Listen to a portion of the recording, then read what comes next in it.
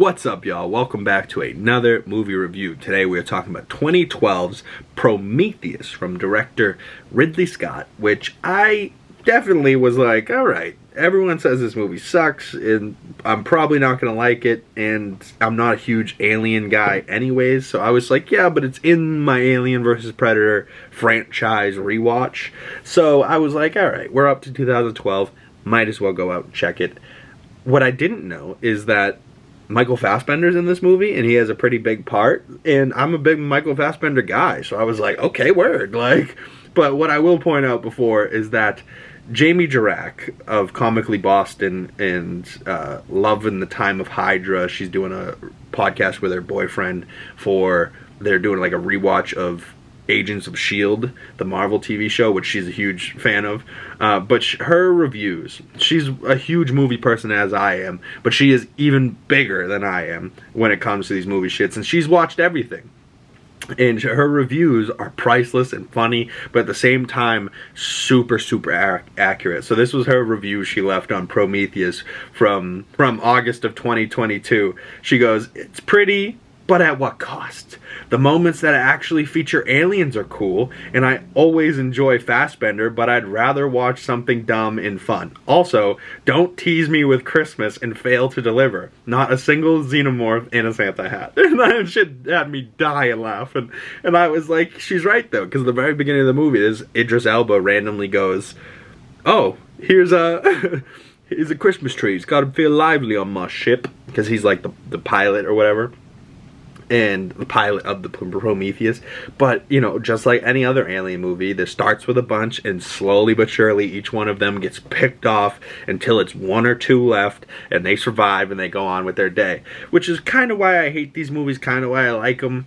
You know, because you're in suspense the whole time, like, who's going to go first? I bet it's the black guy, and then sometimes it's not, and you're like, damn, who do I pay up to? You know, like, but Michael Fassbender's great, and I believe CHARLIZE Theron's in this, and the main girl is over there on the right.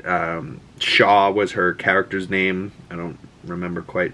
But exactly like Jamie said, it looks phenomenal. But at what cost? Because the script is kind of ass, you know, and the cast doesn't really get to do much. They spend most of the time underground in these dark places and just walking around, and you know, the parts that actually feature aliens, cool.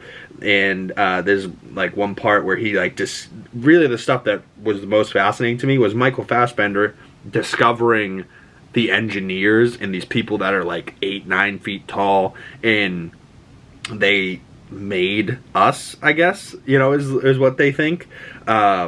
And he's trying to find these people and talk to them, but instead the guy rips him in half. But you can see like the giant heads in the background, and these little urns are like filled with like goop that ends up making aliens, you know what I mean, that type of thing. And they kind of look differently in this. Like, they don't look like your regular aliens. Like, this is kind of a different alien, almost like the first Alien, and then they morphed and evolved into the xenomorph that we know normally. This one creeped me out though, the whole look of that. It has like a jaw, and it's like, and then another jaw breaks out, and you're like, okay, I'm a little creeped out now. But I just thought it was funny as hell that like Michael Fassbender's character is a robot, so he can get ripped in half and still be alive, but then he's just a head laying on the floor, you know what I mean? Like, he's hilarious. But this giant dude that rips his head off his body is an engineer or something like that, and he's the last surviving race of people that probably got wiped out by these xenomorphs type thing.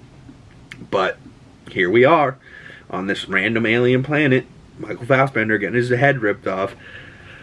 I don't know. It's a good movie. It's interesting enough that I got through it, but I gave this movie 2.5 out of 5 stars. About a 5 out of 10. You know, it's not that exciting. It's not that incredible, but Jamie Dirac's review is 100% accurate. You know, like, and I really thought the cast in this was pretty exceptional for 2012. I'm like, damn, really? Like, they got all these people to do this? Idris Elba, like, a bunch of people are in there that you would recognize, and you're like, damn, that guy, this guy, that guy?